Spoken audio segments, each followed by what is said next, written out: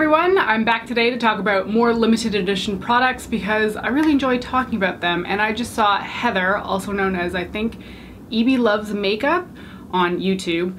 She did a video just recently about limited edition products that she wished were permanent, and I love that concept, so I want to talk about some products that are limited edition that I really feel should be permanent. So we're gonna kick this off by talking about a palette that you are probably sick of hearing me talk about over the years if you're somebody who's been following for a while, but man, I can't help myself. I use this constantly and I don't know why Tarte doesn't put out something similar to it. It's the Tarte Off The Cuff palette that came out for holidays 2013. It has 4 blushes and a bronzer. That's their regular Park Avenue Princess bronzer. And this thing is perfect. I already love the Amazonian clay formula, so I already really like the type of product that's in here. But not only that, the colors are amazing. There are 4 blushes in here of very varying tones and a bronzer, which makes this perfect for travel. I have brought this with me on more vacations than I can even count since I bought it in 2013.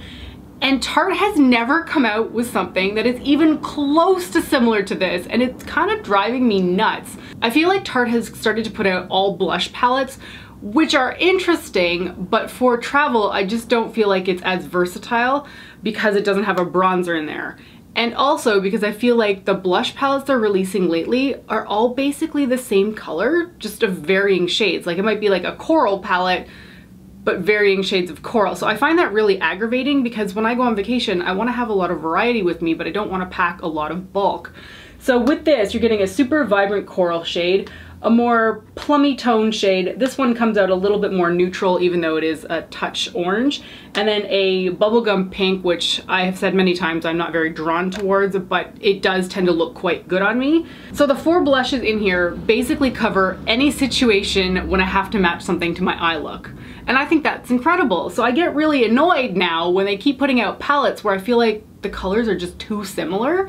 And not to mention the fact that the bronzer just seems to be completely lacking from Tarte palettes now, and I find that so annoying. Like, why can't they just do this again? This was such a big hit in my eyes, and I know a lot of other people have talked about it as well.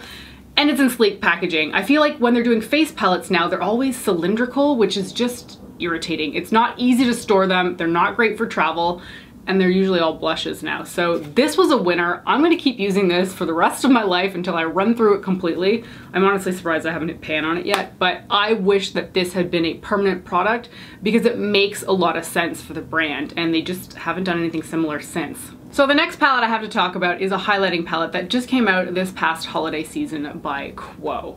And Quoi is a brand that is native to Shoppers Drug Mart. They are their home brand, and that's the only place you can really buy them in Canada, and they're not sold outside of Canada. And Quoi is a brand that I can find has a lot of good products, but the price point can be quite high. The quality tends to be good on average, but there's nothing that really draws me to the brand. There's nothing exciting in their color ranges. A lot of the collections feel like they're kind of redone over the years. So when this came out, I was really shocked because it's not something I ever felt that Quoi would do. Simply because the colors in this highlighting palette are not the normal ones that you're used to seeing.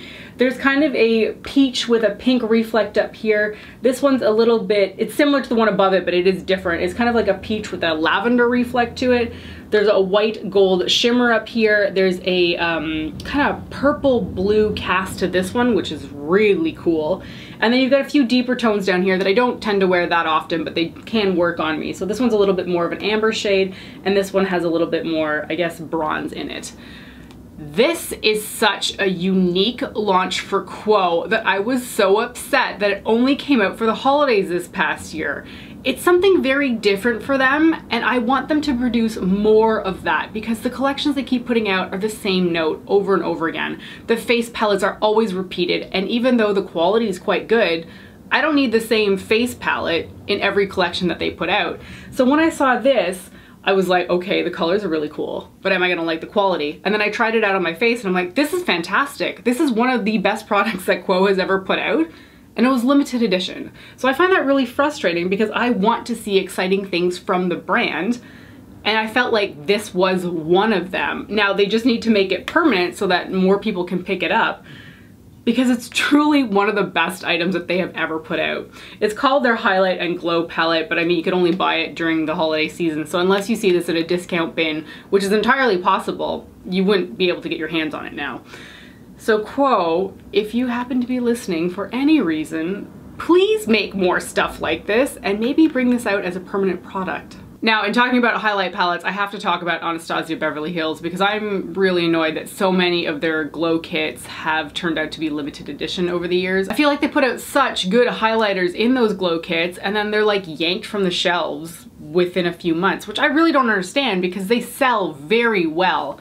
So the one that I'm going to be talking about in this video is the Gleam Glow Kit, which Heather did also mention in her video.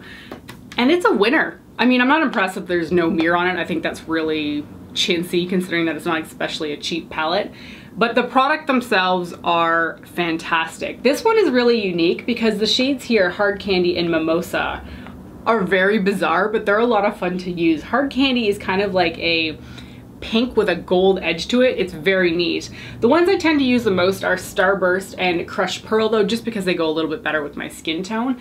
And the glow off of those is just luminescent. It's beautiful, it's ethereal, it's so pretty, and yet it was limited edition. I really don't get it, and I know they've brought back some shades in a new palette, I think.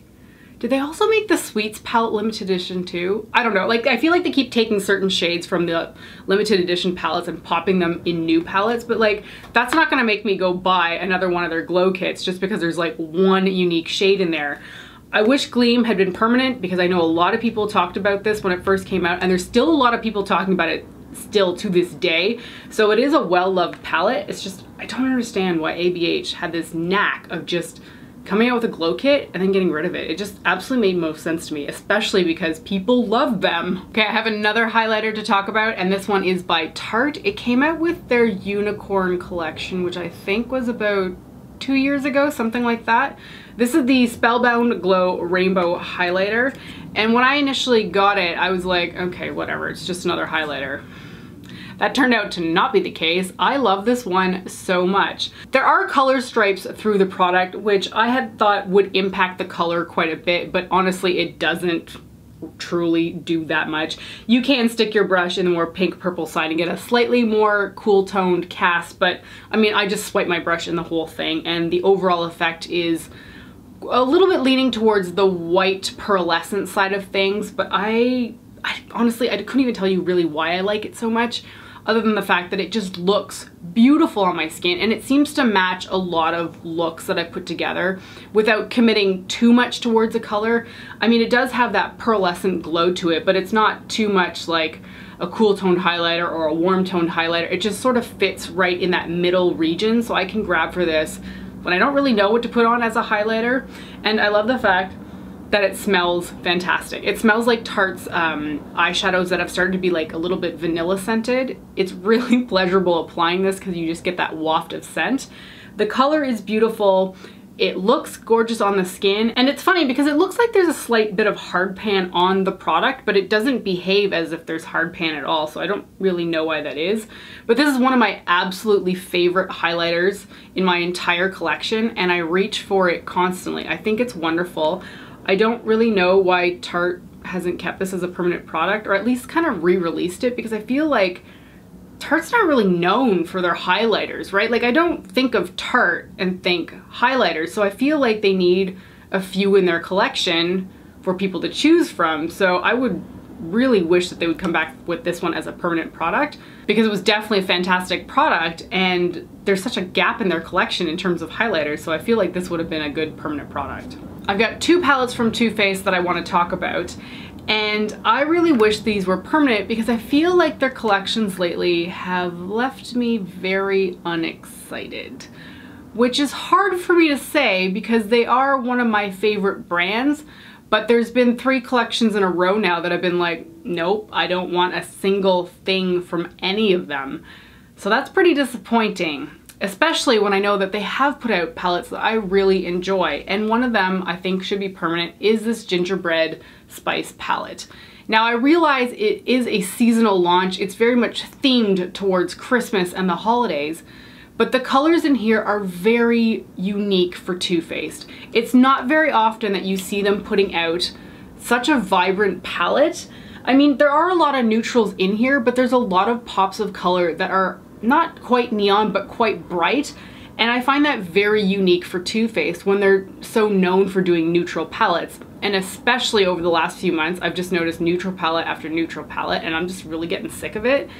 I want to see more like this with more vibrancy in it. This was such a fantastic launch, and I feel like this one really flew off the shelves and not everybody was able to get their hands on it, which is disappointing because this is definitely one of the best palettes they've ever put out.